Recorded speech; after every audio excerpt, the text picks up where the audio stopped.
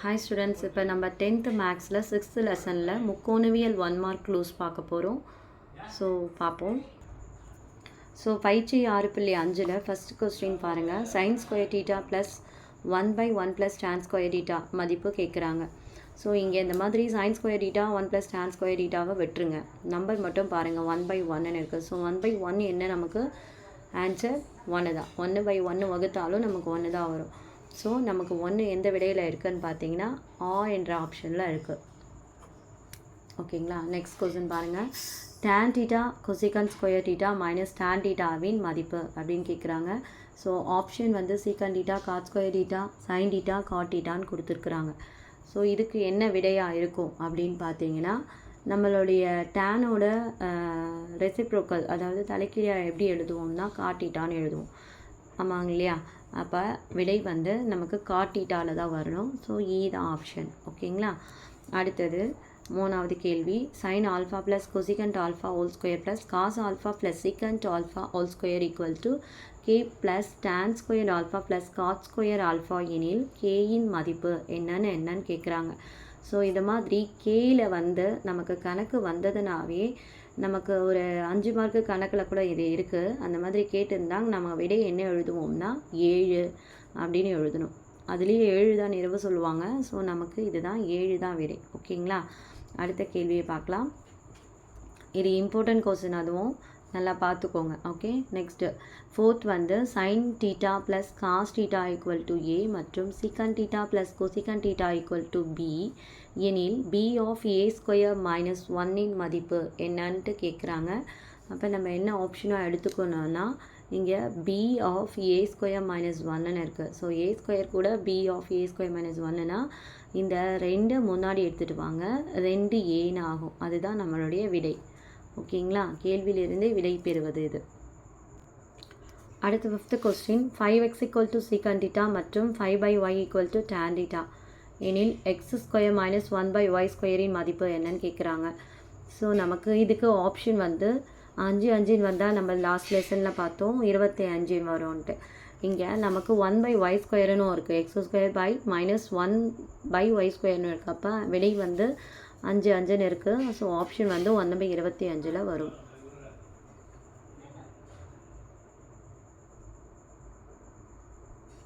அடுத்த கொஸ்டின் பாருங்கள். Sine theta equal to cos theta எனில் 2 tan square theta plus sine square theta minus 1இன் மதிப்பு என்னன்னு கேட்குறாங்க. ஸோ நமக்கு sine theta equal to cos டீட்டான்னு கொடுத்துறாங்க. 2 tan square theta plus sine square theta minus 1. இங்கே நம்பர் மட்டும் பாருங்கள், 2வும் 1 இருக்குது இல்லைங்களா. ஸோ 2 + 1 என்ன, நமக்கு 3. அந்த 2 வந்து நமக்கு பகுதியில் வரணும். ஸோ 2வும் + 1ஐயும் ஆட் பண்ணோம்னா 3ன்னு வரணும். மேலே தொகுதியில் 3 வரணும். அப்போ விடை வந்து இது கிடையாது, இது கிடையாது. ஸோ நமக்கு இதுதான் விடை தெரிஞ்சிருச்சு. ஸோ நம்ம விடை எழுதிக்கலாம். அடுத்தது X equal to tan theta மற்றும் y ஈக்குவல் டு பி சீக்கன் டீட்டா எனில் அப்படின்னு கேட்குறாங்க. இது லாஸ்ட் இயர் கூட நமக்கு வந்த கொஸ்டின், ரொம்ப இம்பார்ட்டன்ட் கொஸ்டின். லாஸ்ட் இயர் 1 மார்க்லேயும் வந்தது. y square by b square minus x square by a square equal to 1, x square by a square minus y square by b square equal to 1, x square by a square plus y square by b square equal to 1, x square by a square minus y square by b square equal to 1 அப்படின்னு இருக்குது.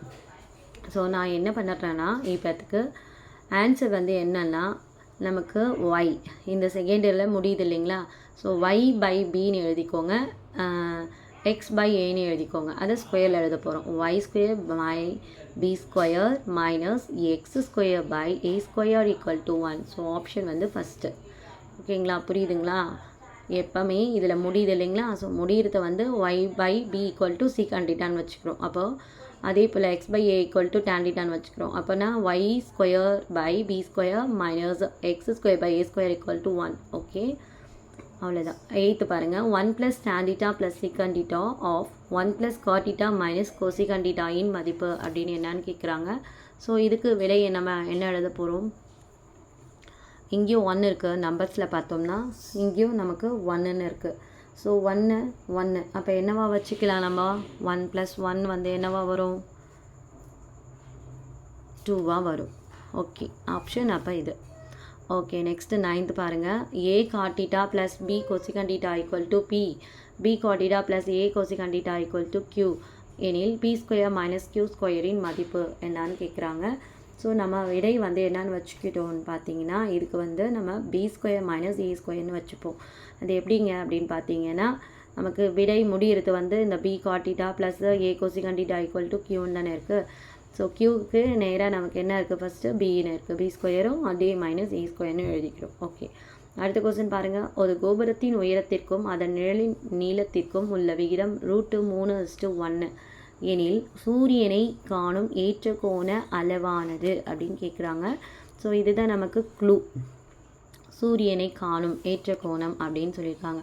So அந்த √3:1 இருக்கு இல்லைங்களா, அதை வந்து நம்ம எப்படி எழுதலாம், 1/√3ன்னு எழுதலாம். ஓகேங்களா, அப்படி எழுதும் போது சூரியன் இந்த √3லேயும் நமக்கு சூரியனும் கேள்வியில் வந்ததுன்னா விடை வந்து நம்ம என்னவா எடுத்துப்போம்னா 60 டிகிரியாக எடுத்துக்கணும். சூரியனும் √3லேயும் வந்ததுன்னா நம்ம வந்து என்னவா விடை எடுத்துப்போம், 60 டிகிரியாக எடுத்துப்போம். அடுத்தது கொஸ்டின் பாருங்கள். ஒரு மின் கம்பமானது அதன் அடியில் சமதள பரப்பில் உள்ள ஒரு புள்ளியில் 30 டிகிரி கோணத்தை ஏற்படுத்துகிறது. முதல் புள்ளிக்கு பி மீட்டர் உயரத்தில் உள்ள இரண்டாவது புள்ளியிலிருந்து மின்கம்பத்தின் அடிக்கு இறக்க கோணம் 60 டிகிரி எனில் மின்கம்பத்தின் உயரமானது மீட்டரில் அப்படின்னு சொல்கிறாங்க.